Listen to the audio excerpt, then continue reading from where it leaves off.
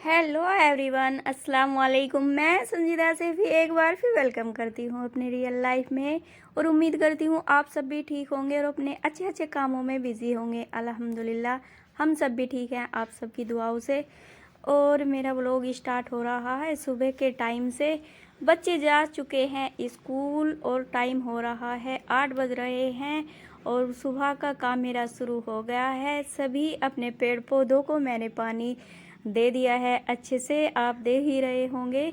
और जी अब मैं आ गई हूँ छत पर और किचन वगैरह का कुछ भी काम नहीं हुआ है क्योंकि मुझे धोना था, नाज धोना है। और सोच रही हूँ कि मैं बस धूप फिर ज़्यादा तेज़ हो जाएगी क्योंकि गर्मियों के दिन हैं, तो इसीलिए मैं मेहनत वाला काम और धूप वाला अब सुबह सुबह ही कर लूँगी क्योंकि अकेली हूँ। और भाई मेहनत का काम है, मेहनत तो सभी कामों में होती है जी। जो कोई भी काम ले लीजिए, जैसे कि किचन का हुआ या बाहर लेडीज़ काम करने के लिए जाती है, स्कूल में टीचर हुई या खेत का हुआ, जो भी काम होता है सभी कामों में मेहनत तो करनी ही पड़ती है।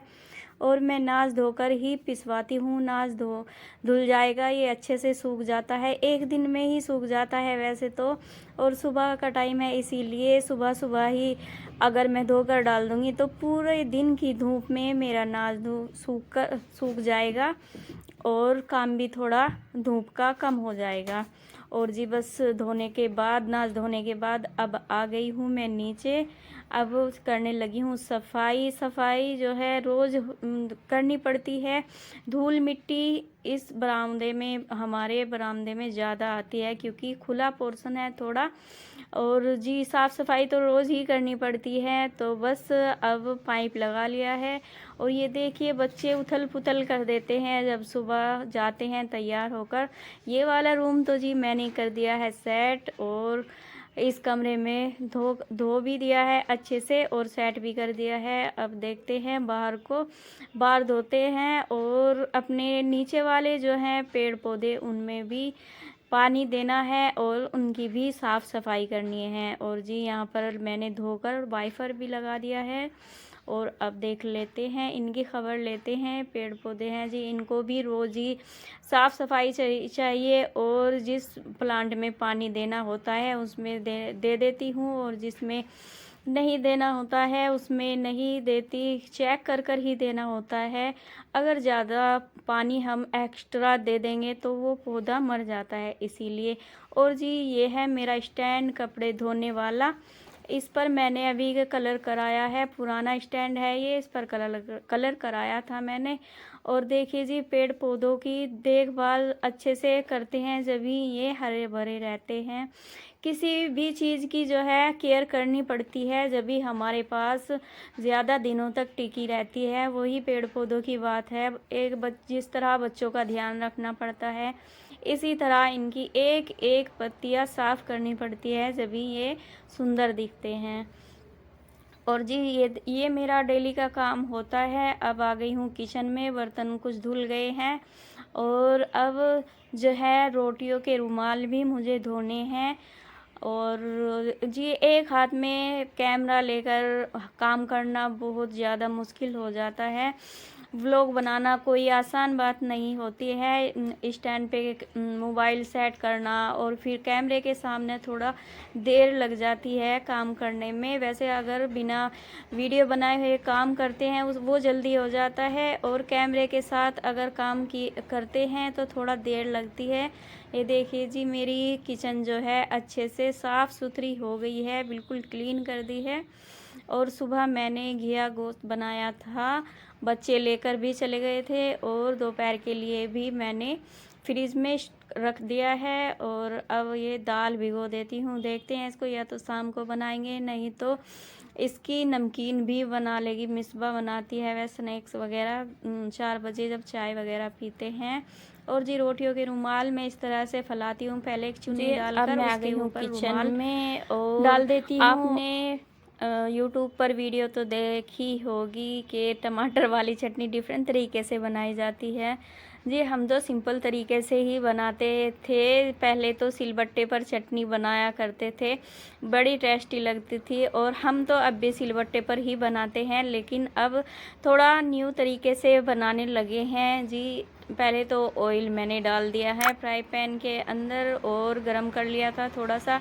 टमाटर जो है मैंने सारे टमाटर सीधे कर रख दिए हैं और अब ढक दिया है। ढककर स्टीम पे धीमी आंच पर इन्हें पकाएंगे। थोड़ा नमक भी ऐड कर देंगे जी। और अब ये प्याज को हम काट कर बारीक बारीक चॉप कर लेंगे।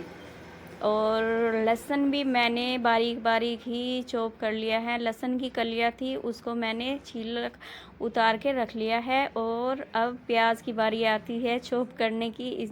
प्याज भी बारीक बारीक चॉप कर रख लेंगे। और एक हरी मिर्च डालूंगी। और जी इनका छिलका देख लेते हैं उतरा है या नहीं। छिलका अभी नहीं उतरा, अभी और स्टीम देनी पड़ेगी। और मैंने जो है हरा धनिया भी बारीक बारीक काट कर रख लिया है। अब देख लेते हैं एक बार और कि इसकी जो टमाटर है इनकी खाल उतरी है नहीं। बस लगभग जो है टमाटर मेरे जो है अच्छे से पक चुके हैं। इनका छिलका उतार लेते हैं।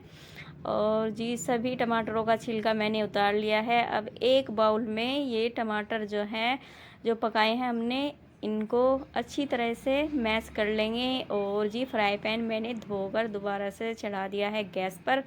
और जो मैंने जो लहसुन बारीक बारीक चॉप करके रखा था पहले, तो उसको ब्राउन सा कर लिया था। ज़्यादा ब्राउन जलाना नहीं है, ब्राउन ही करना है। और फिर प्याज मैंने थोड़े से सॉफ्ट किए थे, ना ही ब्राउन थे और ना ही अध कचरे से थे। और बस फिर जो हमने टमाटर मैश करके रखा था वो डाल दिया, कश्मीरी लाल मिर्च डाल दी। और जो है हमने नमक डाल दिया है। और अब जो है हम जो तीखी लाल मिर्च है थोड़ी सी वो डाल देंगे, क्योंकि चटनी तो तीखी ही अच्छी लगती है। और जी टमाटर जो है गार्निश के लिए हमने हरा धनिया की पत्ती जो बारीक बारीक काट कर रखी थी वो डाल दी है। और अब एक बाउल में इस चटनी को मैंने निकाल लिया है। अब बना लेती हूँ रोटी, क्योंकि बच्चों के आने का टाइम हो गया है। रोटी फटाफट से सेक लेंगे।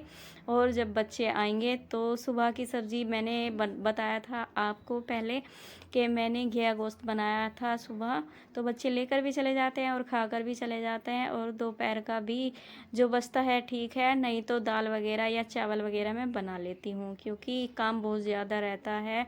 और फिर वीडियो एडिट करना और बनाना उसमें भी टाइम जाता है। और मैं साथ के साथ ही किचन को और जो रोटी स्टोव है उसको, गैस के चूल्हे को सिंपल तरीके से बोलेंगे उसको साफ़ कर लेती हूँ। और जी बच्चे आकर थक कर लेट गए थे, बड़ी मुश्किल से इनको उठाया है, क्योंकि सोने लगते हैं, थक जाते हैं, स्कूल से आकर बहुत ज़्यादा थक जाते हैं। और जी खाना हमने खा लिया था। और ये बताऊंगी मैं आपको मेरे पेड़ पौधे इतने हरे भरे कैसे रहते हैं। ये फर्टिलाइज़र जो है हमारे घर किचन में से जो सब्जियां निकलती हैं उनके छिलके हैं, जैसे कि प्याज, आलू, लौकी, हरी मिर्च, वो पुदीने की पत्ती वगैरह जो भी होती हैं, जैसा भी ग्रीन या जो केले होते हैं केलों के छिलके वगैरह, एक बाल्टी में या एक बड़े से भिगोने में हम 2 दिन के लिए या 3 दिन के लिए भिगो कर रख देते हैं। उसको मैंने अच्छे से छान लिया है। और बाल्टी में फिर मैंने पानी डबल ऐड कर लिया था। और हम लगभग 1 गिलास के करीब सभी पेड़ में मैं अपने पेड़ पौधों में डाल रही हूँ। इससे जो है ज़्यादा रिक्वायरमेंट भी नहीं रहती है खाद वगैरह की, क्योंकि लिक्विड जो है फर्टिलाइज़र से ही पूर्ति हो जाती है।